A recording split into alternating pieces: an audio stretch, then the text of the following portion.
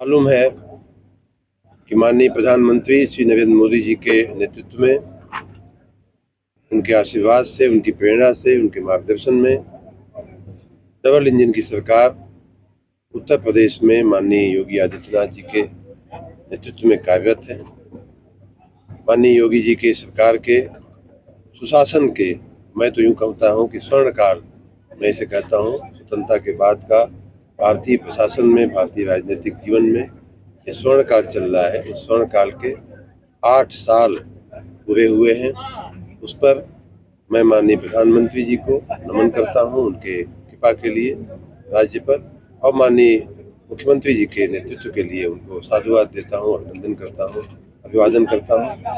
राज्य की जनता को भी मैं बधाई देता हूं कि इतने लंबे समय के अंतराल के बाद 8 साल जो सुशासन के बीते हैं, उसमें हम सब जो प्रदेश के नागरिक हैं वो एक अच्छे शासन में, अच्छी हवा में सांस ले पा रहे हैं, खुली हवा में, स्वतंत्र और शांति की व्यवस्था में सांस ले पा रहे हैं।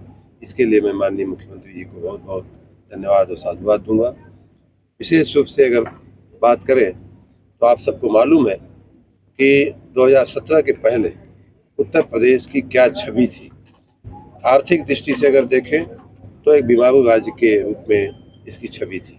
अगर हम राजनीतिक और सामाजिक रूप से देखें तो एक गुंडा राज या कानून व्यवस्था की दृष्टि से लचर कानून व्यवस्था वाले राज्य की छवि थी। मैं स्वयं बाहर के राज्य में नौकरी करता था और उन दिनों जब यूपी का नाम लोग सुनते थे तो उनके चेहरे पे एक अजीब सी मुस्कुराहट, नहीं कहेंगे, अजीब सी हंसी, अच्छा यूपी वाला है, इस तरह से करके हमारे पहचान का संकट हुआ करता था। उसकी जगह आज हमारा उत्तर प्रदेश तेजी से विकसता हुआ राज्य है। हमारा उत्तर प्रदेश औद्योगिकीकरण की दिशा में चलने वाला राज्य बना है। हमारा उत्तर प्रदेश देश में कई मामलों में नंबर 1 होने वाला राज्य बना है। उदाहरण के रूप में देशी और विदेशी पर्यटक ऐसे नहीं आते हैं जब कहीं शांति होती है, सुशासन होता है, सारी व्यवस्थाएं, इंफ्रास्ट्रक्चर ठीक होती है। ये पर्यटक का आना एक बहुत बड़ा सिग्नल होता है, बहुत बड़ा इंडिकेटर होता है मित्रों, और देशी और विदेशी पर्यटकों के को आकर्षित करने में हमारा राज्य जो है प्रथम स्थान पे पूरे देश में। लोगों को मकान देने का एक बहुत बड़ा काम स्वतंत्रता के बाद जो नहीं हो पाया था, जो अब माननीय प्रधानमंत्री जी के नेतृत्व में प्रधानमंत्री आवास योजना के तहत और माननीय मुख्यमंत्री जी के नेतृत्व में राज्य में हो रहा है। पूरे राज्य में 55 लाख लोगों से ज़्यादा, लगभग 56 लाख तक के लोगों को मकान दिए गए हैं।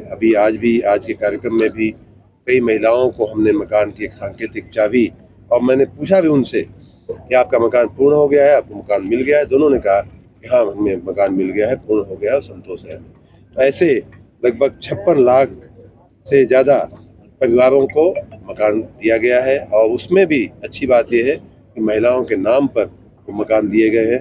नगरीय क्षेत्र में भी हमारा जो नगर विकास विभाग है, मेरा अपना दायित्व है, उसमें भी लगभग 17 लाख लोगों को इसमें से मकान दिए गए हैं।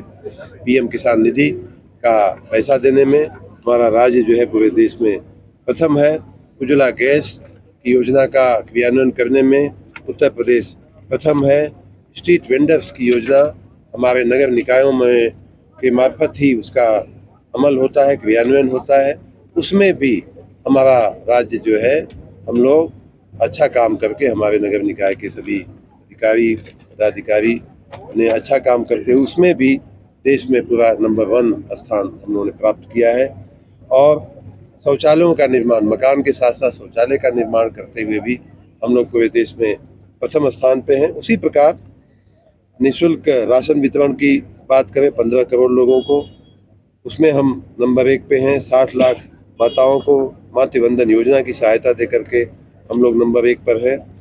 हमारे निःशुल्क जो बिजली कनेक्शन देने की जो बात है, आपको मैं बताऊं कि 1,80,00,000 लोग 2017 में विद्युत उपभोक्ता थे पूरे प्रदेश में, और उसकी संख्या 8 साल में ही, जो 80 साल में, 70 साल में 1,80,00,000 थे, मात्र 8 साल में बढ़ करके 3,60,00,000 हो गए हैं, दूने हो गए हैं।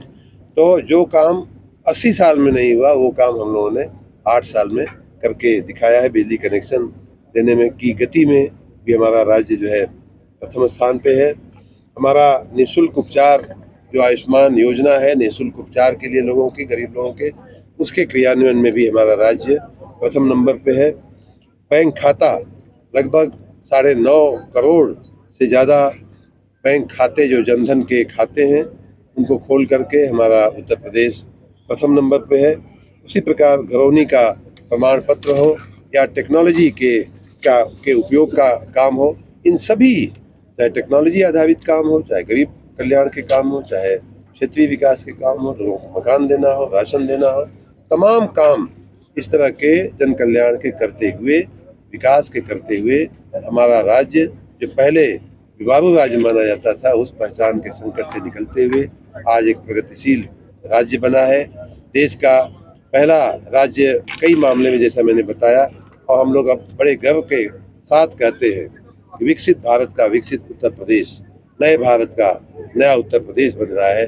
सबके साथ, सबके विकास के साथ एक नए उत्तर प्रदेश की, आधुनिक उत्तर प्रदेश की, विकसित उत्तर प्रदेश की, शांत और सुव्यवस्थित उत्तर प्रदेश की रचना माननीय मुख्यमंत्री योगी आदित्यनाथ जी के नेतृत्व में हो रही है। बहुत डिटेल में अगर आपको मैं बात करूं तो ऐसे तमाम गरीब कल्याण के काम हैं, इंफ्रास्ट्रक्चर के काम हैं। आप सबको मालूम है कि पहले भदोही, जौनपुर अगर लखनऊ से आना होता था तो पूरा का पूरा दिन लग जाता था व्यक्ति को आने में।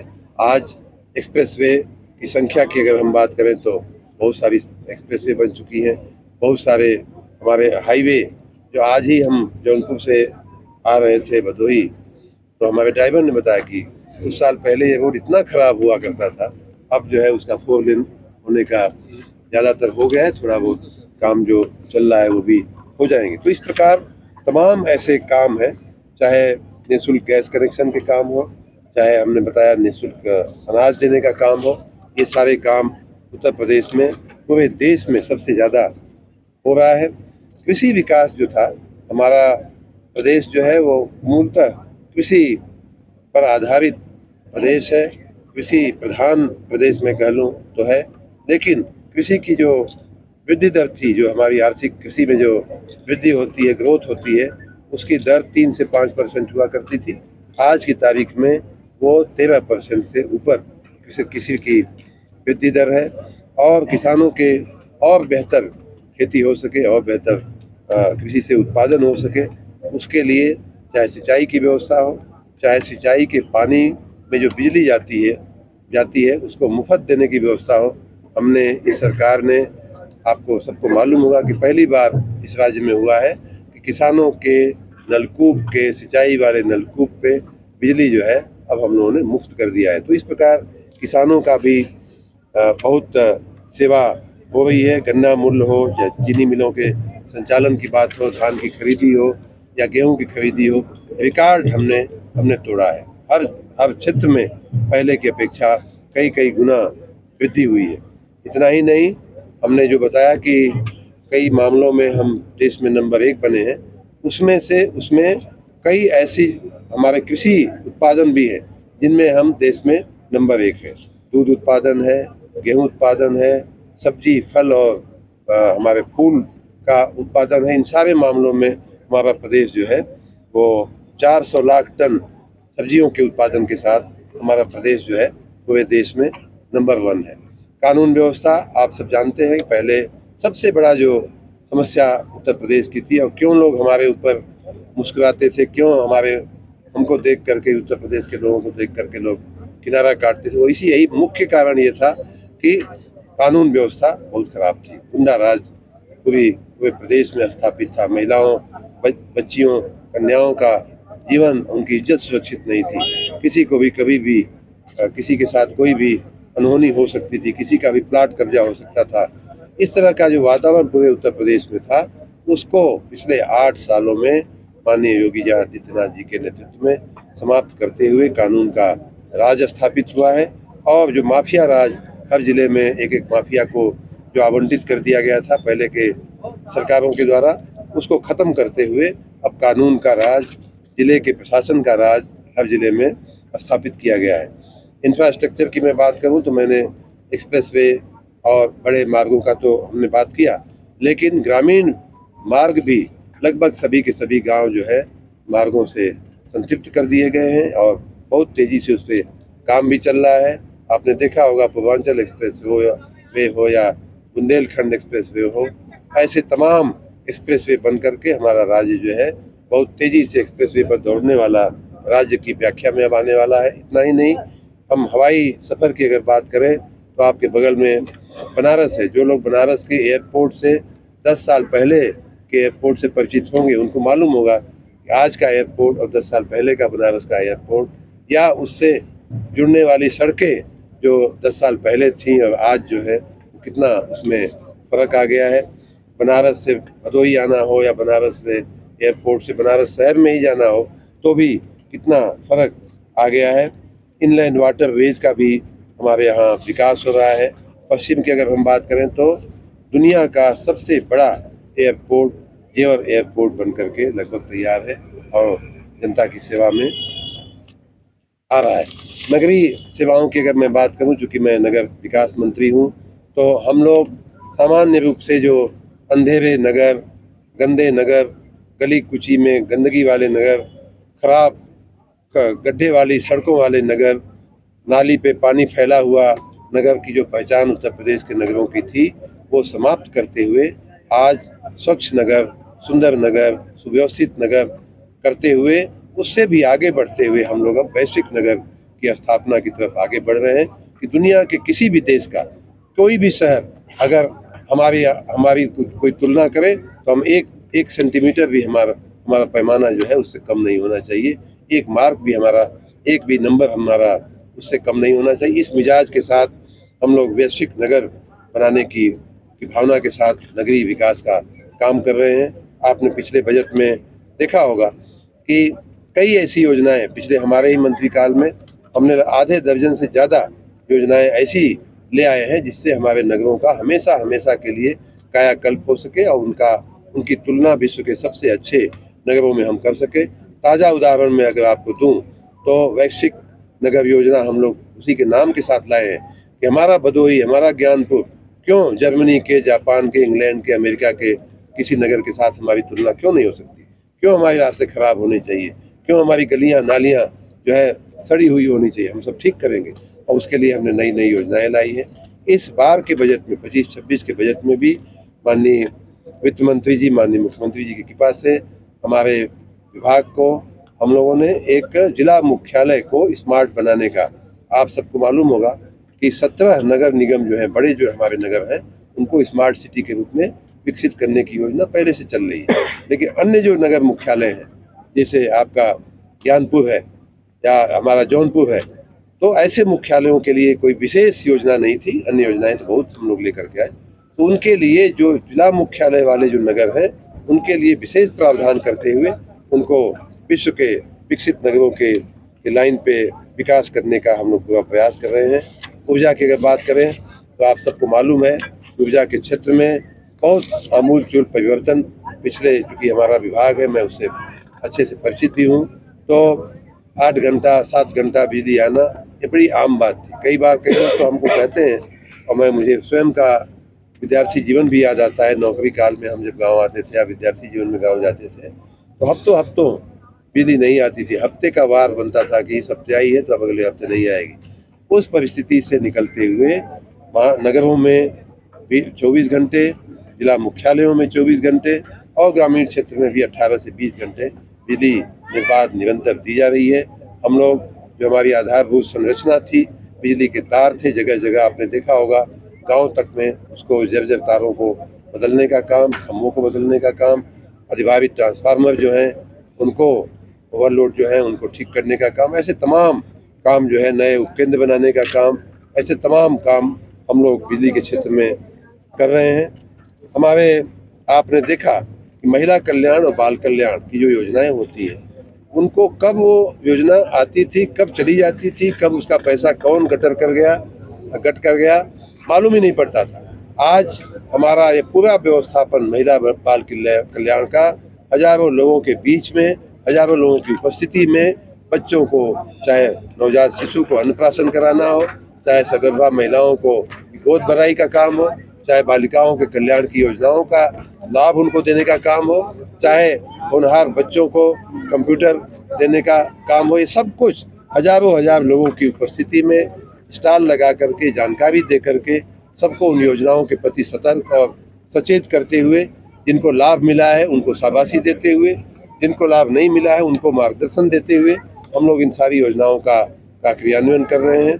चिकित्सा में भी उसी प्रकार आपको मालूम है कि पहले जिले की चिकित्सा व्यवस्था, जिले के नीचे की चिकित्सा व्यवस्था कितनी खराब, कितनी लचर होकर के हम सबको समस्या का सामना करना पड़ता था। अब जो है हर जिले में मेडिकल कॉलेज बनाने का काम, हर जिले में आयुष्मान कार्ड वितरित करने का काम, मैंने यहाँ अपनी स्पीच में भी बताया कि लगभग 3,80,000 से ज़्यादा लोगों को भदोही जिले में आयुष्मान के कार्ड दिए जा चुके हैं। 190 करोड़ लोगों से ज़्यादा की रकम ऐसे लोगों को आयुष्मान कार्ड के लाभार्थियों को वितरित की जा चुकी है ऐसे इलाज के लिए। तो ये सारे काम जो जन कल्याण के हैं उसमें काम हो रहा है। साथ ही ये सारा जन कल्याण का काम करते हुए, लोगों को मकान देते हुए, सड़क बनाते हुए, एक्सप्रेसवे बनाते हुए, बिजली व्यवस्था ठीक करते हुए, नगर अच्छे बनाते हुए, एयरपोर्ट अच्छे बनाते हुए, साथ में हमारी जो विरासत थी, हमारी जो संस्कृति थी, उसका भी संवर्धन करते हुए आप सब बहुत भाग्यशाली हैं कि आप माँ विंध्यवासिनी के धाम के नज़दीक रहते हैं। हजारों साल से माँ विंध्यवासिनी का धाम, मुझे लगता है कि जब से विंध्य पर्वत होगा तब से माँ विंध्यवासिनी का धाम भी वहाँ होगा। लेकिन पिछले मैं भी स्वयं 48-50 साल से उस माँ के दरबार से जुड़ा हुआ हूँ, और जो मैंने 50 साल पहले देखा था माँ का धाम, वही वैसा ही धाम 2 साल पहले तक दिखाई देता था। एक भी ईंटा किसी सरकार ने उस पर नहीं रखी थी, और रखने का काम, जो विकास का काम, उसके जीर्णोद्धार का काम हुआ तो माननीय मोदी जी के सरकार में, माननीय योगी जी के सरकार में अब हुआ है। और वो एक विलक्षण धाम बन करके पूरे दुनिया में ऐसे किसी भी जगह की तुलना की जा सके, ऐसा एक धाम बन करके माननीय माँ विंध्यवासिनी का धाम तैयार है। उसी प्रकार आपने देखा होगा पिछले दिनों महाकुंभ का आयोजन हुआ। हमारी जो माननीय प्रधानमंत्री जी की नेम है, इच्छा है, निष्ठा है, श्रद्धा है कि विरासत के साथ विकास हमें करना है। हमें अपनी संस्कृति को संजोए रखते हुए, उसका संवर्धन करते हुए हमें अपने लोगों को अच्छा जीवन देना है। और उसी भावना के तहत महाकुंभ का आपने भव्य और दिव्य आयोजन देखा, जहाँ 66 करोड़ से ज़्यादा लोग आकर के गए।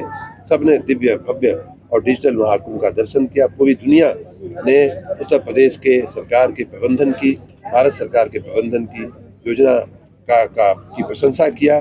उसमें भी विशेष रूप से हमारे विभाग का नाम भी रोशन हुआ, क्योंकि हमारा विभाग उसमें नोडल विभाग था। नए कॉरिडोर बनकर के उपस्थित हुए, प्रयाग से माँ विंध्यवासिनी का कॉरिडोर, प्रयाग से अयोध्या गोरखपुर का, प्रयाग से लखनऊ नैमिषारण्य का कॉरिडोर, राजापुर चित्रकूट का कॉरिडोर, मथुरा वृंदावन का कॉरिडोर। तो ये सब टूरिज्म, धार्मिक आयोजनों के साथ साथ, धार्मिक और सांस्कृतिक धरोहरों के विकास के साथ साथ, हमारे पर्यटन के विकास के साथ साथ हजारों लाखों लोगों की रोजगारी का इसमें से अवसर मिलता है। आर्थिक व्यवस्था की अगर मैं बात करूं तो हमारा प्रदेश जो है वो देश का अर्थव्यवस्था के मामले में सबसे बड़ा राज्य है, लेकिन हमारी जीडीपी में, देश की जीडीपी में हमारा योगदान कोई बहुत बड़ा नहीं होता था। अब हम 9% से ज़्यादा की योगदान के साथ बहुत बड़ा योगदान देश की जीडीपी में कर रहा है। और साथ ही हमारी जीडीपी की जो ग्रोथ रेट है वो भी लगभग 10%, 9.6% के रेट से हमारा हो रहा है। और हमारा जो राज्य है वो रेवेन्यू सरप्लस स्टेट है।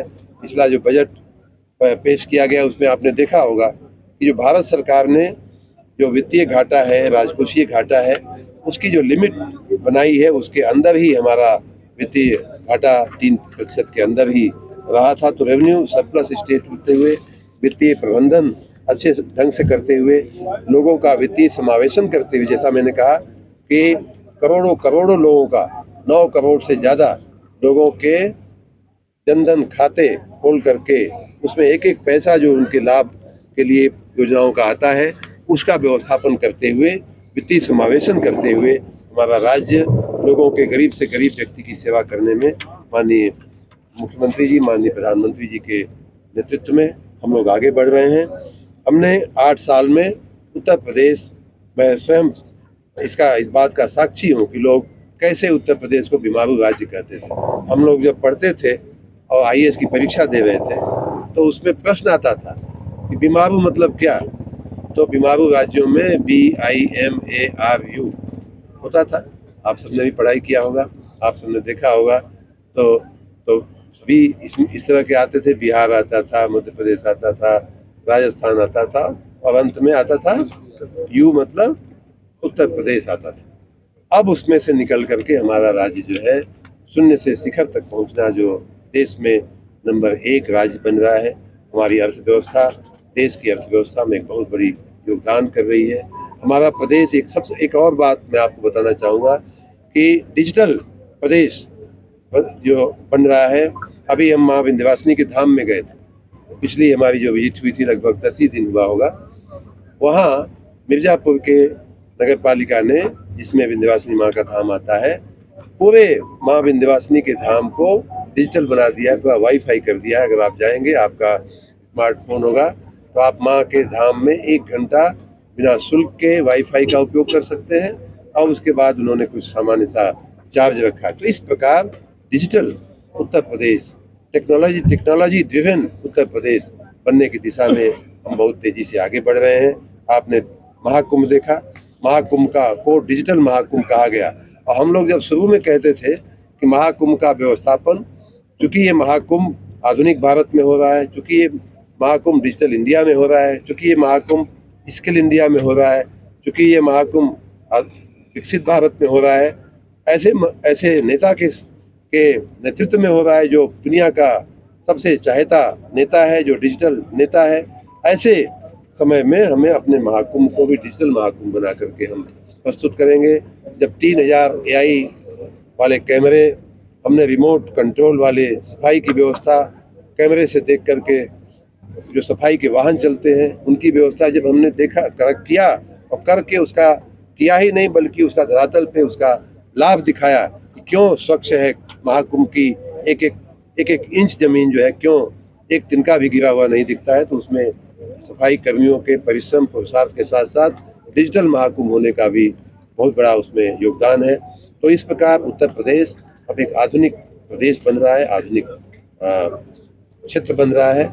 मैं यहाँ के सभी नागरिकों को इस सुशासन के लिए बहुत बहुत बधाई दूंगा। अपने माननीय नेताओं का मैं फिर से बहुत बहुत नमन और अभिनंदन करूंगा कि उन्होंने पूरे देश में और 8 वर्ष से पूरे प्रदेश में हमें एक सुशासन का सुखद अनुभव हम सब जनता जनार्दन को हमको कराया है। उसके लिए नेताओं का धन्यवाद और पूरी जनता को उत्तर प्रदेश की बहुत बहुत बधाई।